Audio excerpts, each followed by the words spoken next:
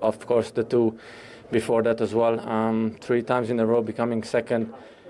To be honest, it's a compliment because always to keep on going behind or with City, with us, with Chelsea, with with these kind of teams is really hard, and they always do it, and they have an unbelievable team, unbelievable coach. So we have to keep on fighting. I just want to ask you about a VAR check. You may not even know it happened, but there was a long throw, came over a sea of bodies, just hit you on the arm. It was checked and cleared.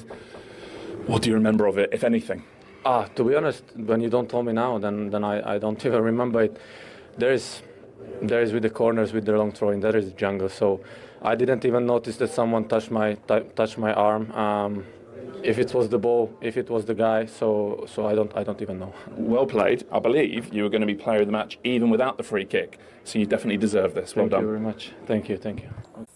Yeah, what a week he's had. Makeshift right back and then the match winner. And really interesting, actually. We were just doing some research. He is the captain and free kick taker of Hungary. He scores free kicks for Hungary. But as you were saying, when you're playing with Trent Alexander-Arnold, when you play for England with David Beckham, nobody else gets a chance because they're so good. Absolutely. Yeah, absolutely. And, you know, we were all, as he was lining it up, we were thinking, I've never really seen him take many free kicks. Because it was Trent. Absolutely. So we were intrigued.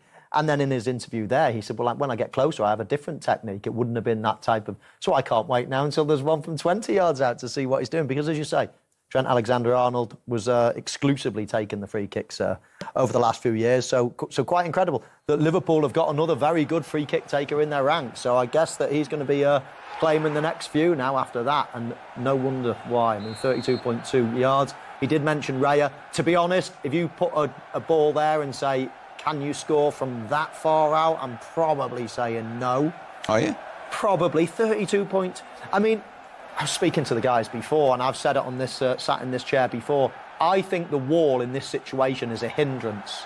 I don't know. I think soon, I'd be surprised if soon, when the ball is that far out, 32 yards out, over 32 yards out, if the goalkeeper stands in the middle and there is no wall, I bet he doesn't have to even dive. I bet he can just shuffle and catch it.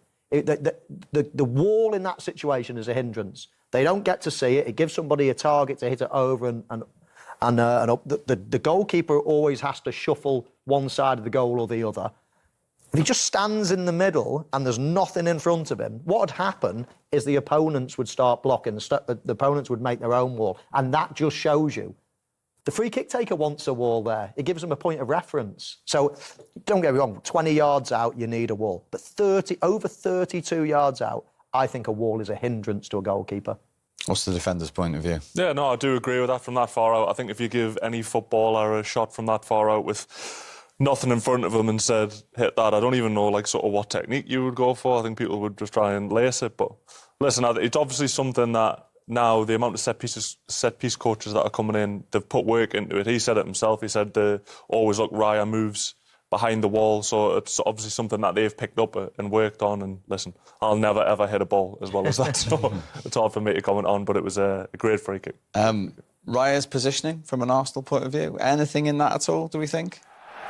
No, I don't know. Like we said, this is probably not the easiest one, but right in the middle, you can hit both ways. And with someone of this quality, if he goes on the right side, probably he chooses to go on the other side. So again, a free kick is well taken. It's very difficult to counter. And I think sometimes we just need to accept that, the power, the bends, the technique is just perfect. And sometimes you just need to clap because this is what we want to see. We want to see great goals, and I think this is a great goal.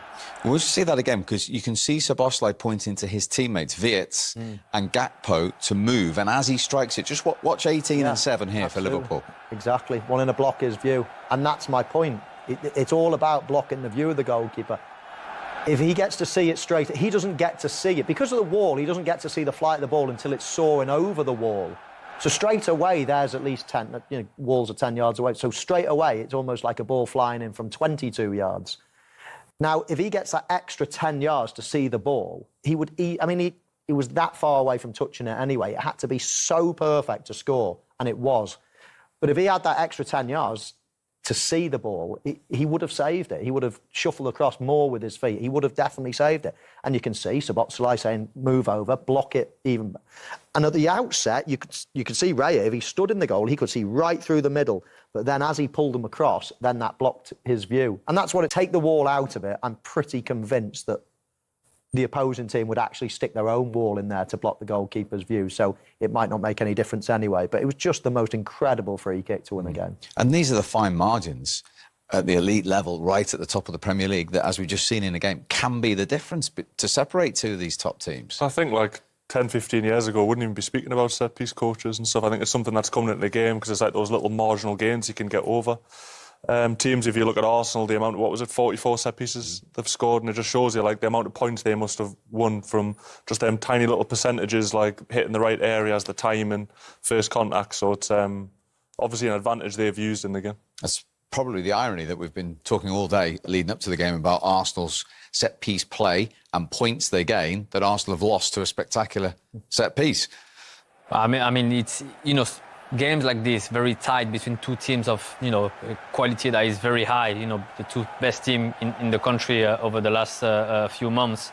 For sure, it takes something special, and that is special. But other than the goal, I think, nowadays we're seeing player playing out of position, and we kind of see it as normal for him to play right back.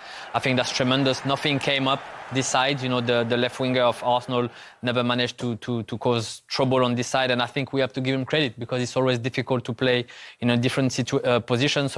And of course, adding up goals is fantastic. For me, it was a fantastic performance from him. Yeah, it's a point worth making, isn't it? And again, Newcastle away and Arsenal at home in a position he's never played before. Never mind the match-winning goal, the role he's played in those two games. In fact, the dummy in the winning goal at St James's Park as well. I mean, he won't get an assist for that, but he had a huge hand in that goal. The awareness of what was behind him, getting into the box late on in the game. I mean, everybody knows he's got the best sort of pair of lungs, pair of legs in the game. He covers so much ground in games. And there were options tonight. Of course, Conor Bradley was back on the bench. Joe Gomez was there. He could have played right back. Endo has played right back before. But the manager, based on his previous game, he went with him again. And what a decision. Because, in the first half in particular, I thought he played very well. And then to come up with a match-winning goal. I mean, it's just interesting to see what happens next. Does he get put back into midfield now? Or does he keep, the tried and trusted right-backs out? It'd be fascinating. Yeah, I think as well, like from a positional point of view, Liverpool like bringing the right back into midfield. So if you've got a midfielder who's comfortable on the ball and can do that, it's the risk that you're taking off the ball that he maybe isn't as comfortable defending. But at the moment, he seems to have done it well. You look at Arsenal the other way around, they want to bring Calafiori into midfield or Timber into midfield. But if you're bringing someone who's naturally good with like playing with the back to goal and can get on the half turn and play forward, then that can only be an advantage. Was that something you guys discussed on Monday down your left hand side? The first game he played at right back. Yeah, 100%. It's not his usual position, so it's something that you've got to look at as a weakness to attack. But he's done really well in that position. But it's always seemed to be that with Liverpool, whether it was Trent sort of drifting into midfield, who maybe had that. Obviously very good going forward, had that long ball that you could play. So it's something that they've done, and I think it's obviously benefiting them. Indumentaria, la Kings Limited Gold Edition. Solo hay 50 unidades de todos los equipos y también puede ser vuestra entrando en kingsleague.pro. Así que es los datos a tener en cuenta en cuanto a indumentarias. Gran partido, Gonzalo, Gerard, el que tenemos por delante. Ojo, estilo La Bombonera, estadio de River. Hostia, más minutos de retraso en el inicio, ¿eh? Ya tenemos lío. Lo llamó Edo, dibujando la parábola sobre la banda derecha, donde en el vértice del área aparece Nadir. ¡Nadir para adentro! ¡Gol! De Nadir Lua, que tiene una facilidad pasmosa. Encuentra a Pablo, qué balón para Nadir para el segundo. Se zafa de Cócera, es un golazo. ¡Es un golazo! Señoras, señores, bienvenidos al show de Nadir Lua. Pibe. El mejor. Haciendo espionaje, ¿eh? Vaya mierda ha dado, pibe. Va, ya te puedes ir a la cúpula a comer, va. Hay que salir Cócera para entregar hacia el centro. Se la regala Coy, le puede pegar Coy para adentro. Vaya chicha, Nano. ¡Gol! De Porcinos Óscar Coy. Ah, pues sí. Tony, tienes brazalete con él. Pero es que, señores, Pero te lo dije. Tenemos, comodín, ¿cómo lo usamos? Penalti. penalti. Venga, será penalti. Vamos, Cuni. Puede meter en el partido a Cuni. Jordi para adentro, ¡qué golazo! ¡Guau! ¡Dios! ¡Gol! Eso, dale. Vamos con Nadir Luay, con Laura Vizcaíno. Pues sí, Nadir, 2 goles, victoria y a cuartos, enhorabuena. Sí, sabíamos que el partido iba a ser muy importante porque veníamos de una muy mala dinámica. El equipo ha estado bien, sufríamos defensivamente y creo que hemos estado muy juntitos. Y nada, primer objetivo cumplido. Os espera Science, rival complicado, imagino. Sí, empatamos contra ellos y en shootout Así perdimos. Ha quedado segundo por algo. Nada, concentración, confianza con nosotros mismos y a intentar ganar para el sábado estar en el Wizzing. Os lo veremos mañana, mucha suerte.